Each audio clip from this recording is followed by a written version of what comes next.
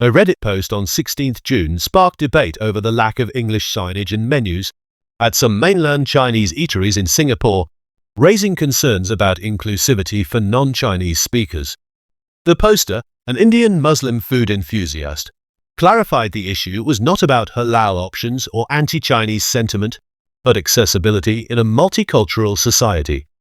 Targeting smaller establishments in areas like Bugis and Clementi, not chains like HDL or Chaji, the poster noted that many of these eateries use only Chinese in menus and marketing.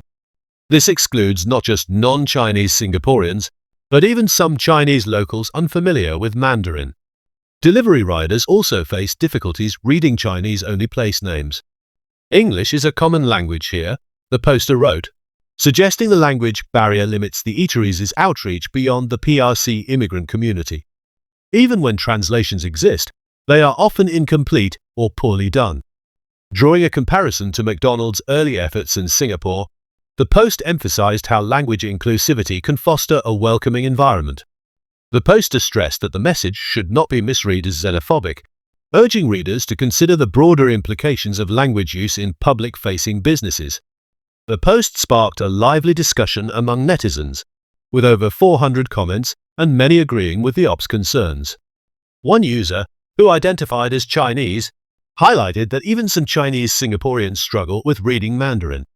As a Chinese who can't really read Mandarin, yeah, they need to put English translations of the items. Come on, law, not everybody can read Mandarin. Even some Chinese people can't read it too. This is Singapore, not China, one user remarked. If they want to come here, they should integrate into our multiracial society. Others shared their own experiences, noting that the issue extended beyond eateries to retail shops as well. To be frank, it just feels exclusionary. Not only restaurants, but some of the shops are putting offers in Chinese these days, one wrote. Another mentioned struggling to communicate at Daiso, where the staff reportedly did not understand them. Several users stressed that English plays a vital role in maintaining social cohesion in Singapore. English is the language that's supposed to bridge the social divide between races and is an important element of the social fabric in Singapore, one wrote. Another user added, English is the lingua franca. It's there so that everyone can communicate.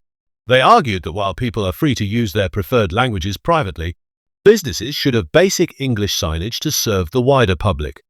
One commenter compared the situation to Japanese, Korean, or Western eateries in Singapore. They noted that although those establishments might not offer halal food, they still present their menus in English, allowing everyone, including non-Muslim minorities, to know exactly what they are eating. Those restaurants aren't being exclusionary, the user wrote. However, they argued that Chinese eateries don't even make the effort to try at all because they know their pockets can get away with it. Somehow these Chinese establishments don't realize or don't care. We are a multicultural and multi-ethnic society, the user added.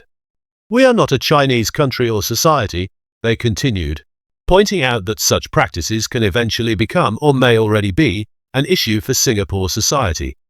Some netizens went further, calling for policy changes to ensure inclusivity. One user suggested implementing basic English proficiency requirements for work pass applicants in customer-facing roles. Another commenter proposed making it mandatory for all signage, advertisements, and menus in Singapore to include English, arguing that since English is Singapore's administrative language, it should be a legal requirement for all F and B businesses to be able to operate in English. Speaking to Ms. News, the Redditor behind the viral post clarified it wasn't about religion, but inclusivity.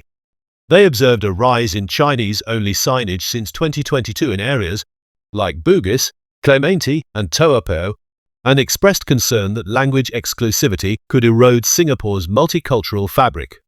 It feels that our country's culture has a tendency to not speak out, they said, adding that peers often dismiss the issue, but it's more than that.